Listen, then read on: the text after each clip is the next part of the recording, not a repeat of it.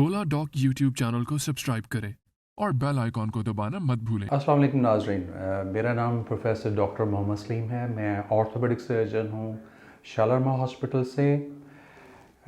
मैं 20 साल से वहाँ सर्जरी कर रहा हूँ। मेरी जो ट्रेनिंग है, मैंने मुल्तान से नेशनल मेडिकल कॉलेज से MBBS किया था 1986 में। उसके बाद ऑर्थोपेडिक की ट्रेनिंग के लिए मैं इंग्लैंड और आयरलैंड चला गया। मैंने वहाँ से royal college of surgeons of Glasgow से FRCS जनरल सर्जरी में किया। उसके बाद मैंने ऑर्थोपेडिक की ट्रेनिंग 5 इयर्स की स्टैनमोर सेंटर्स जो है उसकी रोटेशन प्रोग्राम के थ्रू की, और फिर मैंने 99 के अंदर inter college board exam pass किया। वहाँ पे 1 साल एज ए ऑर्थोपेडिक कंसल्टेंट काम किया, और 2000 से मैं शालारा हॉस्पिटल में एज ए ऑर्थोपेडिक सर्जन काम कर रहा हूँ। आजकल मैं हेड ऑफ़ डिपार्टमेंट भी हूँ। आज हम डिस्कस करेंगे एक बहुत कॉमन प्रॉब्लम जो हमारे लोगों में हर एज ग्रुप में पाई जाती है, घुटने का दर्द। पाकिस्तान के टॉप डॉक्टर्स के साथ अपॉइंटमेंट बुक करें, वो भी पेशेंट फीडबैक देखते हुए। लाखों लोगों की तरह पाकिस्तान के सबसे बड़े डॉक्टर नेटवर्क का फायदा उठाएं और आज ही ओला डॉक ऐप डाउनलोड करें। ओला डॉक, डॉक्टर का अपॉइंटमेंट आसानी से। सबसे पहले मैं जो यंग बच्चे हैं, टीन एजर, इवन गर्ल्स वगैरह ख़ास तौर पे, उनके वहाँ से शुरू करूँगा। घुटने का दर्द जो है यंग लोगों में 12, 13, 14 साल की उम्र में बाज़ का अचानक शुरू हो जाता है बग़ैर गिरे हुए, और बच्चा कहता है कि जी मुझे सीढ़ियाँ चढ़ते हुए उतरते हुए दर्द होना शुरू हो गई है। और सम टाइम उनके अंदर ऐसे भी होता है कि जैसे जो नी कैप है, जिसको हम चपनी बोलते हैं घुटने का, तो वो अपनी जगह से थोड़ी सी हिल भी जाती है। तो इस तरह की जो दर्द है ये क्वाइट कॉमन होती है, और इसमें किसी ऑपरेशन की ज़रूरत नहीं होती। बेसिकली जो नी कैप का वो पोर्शन जो जॉइंट के ऊपर रब करता है वो थोड़ा सा सॉफ्ट हो जाता है। जब वो सॉफ्ट हो जाता है तो 90 डिग्री से ज़्यादा जब घुटने को बेंड करते हैं तो उससे दर्द होना शुरू हो जाती है। तो अगर टीनेजर लड़के या लड़कियों को बार बार दर्द हो रही हो तो डॉक्टर को चेक करवाना चाहिए। वो उसको थोड़ा सा एग्ज़ामिन करने के बाद, उसके एक्सरे वगैरह लेने के बाद जो है उनको स्पेशल एक्सरसाइज वगैरह एडवाइस करेंगे। बाज़ का फिजियोथेरेपी की ज़रूरत होती है, और उसके बाद ये पेन ग्रेजुअली सेटल हो जाती है। इस बीमारी को हम लोग कॉन्ड्रोमलेशिया पटेला बोलते हैं। यही वाले जो बच्चे हैं, बाज़ अगर हाइपर एक्टिव हैं और बहुत गेम्स वगैरह में इन्वॉल्व हैं, तो बाज़ का भागते दौड़ते, ख़ास तौर पर जो कॉन्टेक्ट स्पोर्ट्स हैं, फुटबॉल वगैरह, फुटबॉल खेलते हुए जो कॉन्टेक्ट स्पोर्ट्स में इंजरी हो जाती है, उसमें ज़रूरी नहीं कि हड्डी का फ्रैक्चर हो। नी के अंदर बोन्स के अलावा जो लिगामेंट्स हैं और शॉक अब्जॉर्बर 2 होते हैं, उनको मेनिस्काई बोलते हैं, बाज़ का उनका डैमेज हो जाता है। अगर वो डैमेज हो जाएं तो घुटना जो है वो स्वोलन हो जाता है, पेन होती है बहुत ज़्यादा, इंटरनल थोड़ी बहुत ब्लीडिंग हो जाती है। तो उस सूरत में अगर बच्चों को खेलते हुए, टीन एजर्स और इवन जो यंग लड़के हैं प्रोफेशनली भी जो खेलते हैं, तो उनको डॉक्टर्स को चेक करवाना चाहिए। अगर फ्रैक्चर वगैरह नहीं है तो हो सकता है उनको लिगामेंट की इंजरी हुई हो या मेनिस्कस की इंजरी हुई हो। अच्छे जो कॉम्पिटेंट डॉक्टर्स हैं जिनकी प्रॉपर ट्रेनिंग हुई है, वो क्लिनिकल एग्जामिनेशन से मरीज़ को चेक करके बता सकते हैं कि इसके लिगामेंट डैमेज हैं कि नहीं है। और इसको कंफर्म करने के लिए एक स्पेशल स्कैन होता है, उसको बोलते हैं MRI स्कैन। वो MRI स्कैन करवा के तो उसको कंफर्म किया जा सकता है कि आया ये लिगामेंट्स या जो मेनिस्कस है उसका टियर है कि नहीं है। और ये जो इंजरीज़ हैं, starting from very mild bruise, abrasions, mild sprain, जिसके अंदर कुछ भी ना करना पड़े, थोड़ी सी मेडिसिन दी जाए, और बाज़ का हम एक स्पेशल किस्म का जो है, जैसे नी ग्रिप होती है, वो जब अगर लिगामेंट का स्प्रेन थोड़ा सा ज़्यादा है तो नी ग्रिप की जगह पे स्पेशल किस्म की एक पट्टी होती है, उसको बोलते हैं नी इमोबलाइज़र, तो वो लगा देते हैं ताकि घुटने को सीधा रखा जाए। और इस दौरान पेन किलर जो है, नॉन स्टेरॉयडल एंटी इन्फ्लेमेटरी, जिससे पेन भी कम हो जाए, अंदर सोजिश इन्फ्लेमेशन वो कम हो जाए, और ग्रेजुअली साथ थोड़ी सी आइसिंग वगैरह की जाए। एंड सम टाइम ये जो मरीज़ हैं इनको फिजियोथेरेपी की ज़रूरत होती है, और बग़ैर सर्जरी के जो माइनर स्प्रेन्स हैं जहाँ पे लिगामेंट्स पूरा डैमेज नहीं हुआ, तो वो ग्रेजुअली एहतियात के साथ, ट्रीटमेंट के साथ, फिजियोथेरेपी या रिहेबिलिटेशन से बेहतर हो जाते हैं।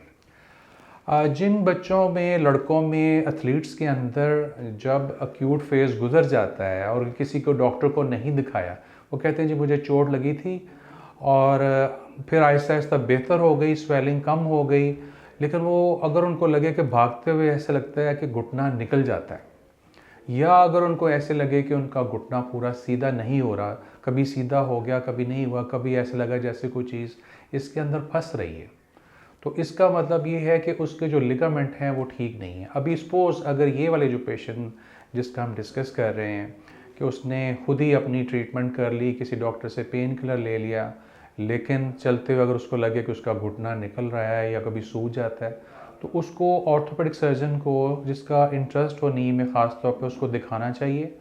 जैसे मैंने बताया कि ये जो लिगामेंट इंजरीज़ हैं, नी इंजरी हैं, इनको हम क्लिनिकली भी देख के चेक कर सकते हैं और इसको कंफर्म करने के लिए एमआरआई स्कैन होता है। आजकल हर जगह इजीली अवेलेबल है, 6000 7000 में ये स्कैन हो जाता है और उससे हम ये कंफर्म कर सकते हैं। अगर किसी पेशेंट को चाहे इवन 50 ईयर्स 60 ईयर्स जिनके वैसे घुटने बिल्कुल ठीक हैं, उनके अंदर भी बाज़ का ये जो मेनिस्कस होती है वो डैमेज हो जाती है, जिससे घुटना ऐसा लगता है कुछ चीज़ फंस रही है, चीज़ उसके अंदर कुछ टूट रहा है, और बाज़ का बग़ैर गिरे, बग़ैर चोट लगे भी ये झिल्ली टूट सकती है। तो डॉक्टर इसको अपनी क्लिनिकल एग्जामिनेशन से चेक करेगा और उसके बाद उसको एमआरआई स्कैन से ये कंफर्म कर सकते हैं। इसका जो है इलाज हम कैमरा डाल के आर्थ्रोस्कोपी से करते हैं और कैमरे के साथ हम इसकी ट्रीटमेंट कर सकते हैं। अभी मैं आपको बताता हूँ कि इसका हम कैमरे के साथ कैसे ट्रीटमेंट करते हैं। उसके अंदर हम मरीज़ को अगर एमआरआई स्कैन के ऊपर आ गया कि उसकी झिल्ली जो है, मेनिस्कस इसको बोलते हैं, अगर वो डैमेज है, तो उसमें मरीज़ को बेहोश करने के बाद जो है सिंपल 1 या 2 कट लगा के हम उससे कैमरे की जो ट्यूब है जॉइंट के अंदर डालते हैं और उस कैमरे के through we can monitor on the TV जो झिल्ली उसकी डैमेज है, और उसको कैमरे के अंदर सामने देखते हुए स्पेशल इंस्ट्रूमेंट यूज़ करते हैं और वो जो डैमेज झिल्ली होती है मेनिस्कस को, उसको ट्रिम कर देते हैं। अगर किसी मरीज़ का सपोज़ ये स्पोर्ट्स इंजरी नहीं है, वैसे झिल्ली के कट जाने की वजह से, टूट जाने की वजह से शदीद दर्द है, तो ये जब डैमेज पोर्शन जो है वो जब निकाल देते हैं तो शदीद पेन ख़त्म हो जाती है। बाज़ का ये जो है इसको हम रिपेयर भी कर सकते हैं। अब ये डिपेंड करता है, सर्जन डिसाइड करता है कि कौन सा वाला जो कट है मेनिस्कस के अंदर रिपेयर हो सकता है कि नहीं। सिमिलरली जो एथलीट्स होते हैं उनके अंदर क्रूशियल लिगामेंट वो रप्चर हो जाता है, तो जो वो रप्चर हो जाता है उसको हमें रिप्लेस करना पड़ता है। वो हमारे पास 2 ऑप्शन होती हैं, या हम हैमस्ट्रिंग टेंडन का ग्राफ्ट लेके उसकी जगह पे एक नया टेंडन बनाया जाए, नया लिगामेंट बनाया जाए, या फिर हम जो है हमारी जो नी कैप है इससे नीचे टेंडन का थोड़ा सा पोर्शन लेके तो उसकी जगह ACL की जगह के पर वो ग्राफ्ट लगा के उसकी जगह रिप्लेस कर देते हैं जो ACL लिगामेंट डैमेज हो गया है। और इसकी सर्जरी थोड़ी सी ज़रा लंबी होती है, लेकिन ये जो सर्जरी है चाहे अगर हम की होल करें या ओपन करें, that can give excellent result, और पेशेंट जो है, जो एथलीट्स हैं, वो अपने नॉर्मल रूटीन पे भी जा सकते हैं। इसी हवाले से, आर्थ्रोस्कोपी के हवाले से मैं एक बात करता जाऊंगा। जिन लोगों को घुटने का दर्द है, आर्थराइटिस नहीं है, जोड़ ज़्यादा घिसे नहीं है, लेकिन बार बार सूज जाता है, वो बाज़ का झिल्ली जो पानी बनाती है उसको हम साइनोवियम बोलते हैं, बाज़ का उसकी डिजीज़ होती हैं, बाज़ का जॉइंट के अंदर छोटे छोटे पीसेस बनना शुरू हो जाते हैं हड्डी के एक्स्ट्रा। तो इस तरह की जो प्रॉब्लम है, अगर किसी को जॉइंट के अंदर टीबी हो गई और पता नहीं चल रहा, तो ये आर्थ्रोस्कोपी से कैमरा जब हम डाल के अंदर देखते हैं, अंदर से बायोप्सी लेते हैं, उसको बायोप्सी से ये कंफर्म हो जाता है कि पेशेंट को एग्जैक्ट प्रॉब्लम क्या है। ये क्लोजिंग से पहले मैं कुछ डिस्कस करूँगा। हमारे जो एल्डरली बुज़ुर्ग हैं जिनको घुटना घिस जाता है और सीढ़ियाँ चढ़ते उठते चलते फिरते दर्द होना शुरू हो जाता है, एज के साथ जो लोगों के जोड़ घिसना शुरू हो जाते हैं, उसका मतलब है घुटने के ऊपर जो चमकीली लेयर है वो ख़त्म होना शुरू हो गई है, वेयर एंड टेयर होना शुरू हो गई है। उसकी अर्ली स्टेज जो है, शुरू की जो स्टेज है, उसके अंदर लोगों को चाहिए कि अपना वेट मेंटेन रखें, नमाज कुर्सी पे पढ़ें, कमोड्स यूज़ करें, सीढ़ियाँ कम चढ़ें, फिजियोथेरेपी वगैरह करवाएं। Some time they have a high uric acid, तो जो यूरिक एसिड ज़्यादा है उसको यूरिक एसिड कंट्रोल किया जाए। इन सारी चीज़ों से बंदे की जो पेन है रिलेटिव कंट्रोल हो जाती है। जितनी देर तक कंट्रोल होती जा रही है विद मेडिसिन करना चाहिए। आजकल डिफरेंट किस्म के इंजेक्शन आए हुए हैं, जो जैसे घुटने के अंदर ग्रीस होती है इस तरह का हाइलुरोनिक एसिड के इंजेक्शन। पहले हम लोग कुछ इंजेक्शन थे जो 3 से 5 इंजेक्शन लगाते थे, आजकल ऐसे इंजेक्शन हैं जैसे क्रेस्पिन जेल, वो सिर्फ साल में एक दफ़ा लगाते हैं। उसकी जगह पे हम PRP भी लगा सकते हैं। तो डिफरेंट ऑप्शंस हैं। तो जो यंग लोग जिनको आर्थराइटिस हो जाए उनको मेजर सर्जरी की बजाय हम ये इंजेक्शन लगाएं तो उससे भी दर्द काफ़ी बेहतर हो जाती है, अगर मेडिसिन से या दवाइयों से दर्द बेहतर और फिजियोथेरेपी से बेहतर नहीं हो रही। अगर जो हमारे नाजरीन जिनको कोई इस तरह का इशू हो और मुझे दिखाना चाहें तो उनको ये ऑप्शन है कि अगर वो मुझे डे टाइम के ऊपर सुबह शालामार हॉस्पिटल में दिखा सकते हैं। मैं वहाँ पे हेड ऑफ़ डिपार्टमेंट हूँ। जो हमारा प्राइवेट क्लिनिक है उसमें मैं ट्यूसडे वाले दिन सुबह 9:30 बजे से लेके 1:30 बजे तक अवेलेबल होता हूँ। हमारे वो पेशेंट जो नॉन अफोर्डिंग हैं उनको भी हम ट्रीट करते हैं। उनके लिए एवरी वेंसडे और सैटरडे हमारा जो क्लिनिक है 9 बजे से लेके 2 बजे तक होता है। जो पेशेंट मुझे शाम को दिखाना चाहें वो मेरे private clinic AO orthopaedic clinic infantry road के ऊपर दिखा सकते हैं शाम 7 बजे से लेकर 10 बजे तक। सैटरडे संडे को हमारा क्लिनिक बंद होता है। जो पेशेंट आउट ऑफ सिटी से आना चाहते हैं, दूसरी और जगहों से आना चाहते हैं, एक्सेस नहीं कर सकते, वो ओलाडॉक का हमारा जो चैनल है उसके थ्रू एक्सेस कर सकते हैं। ऑनलाइन वीडियो कंसल्टेशन हो सकती है।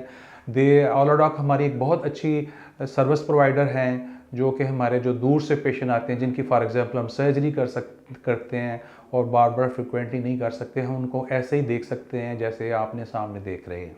नाजरीन, आपका शुक्रिया।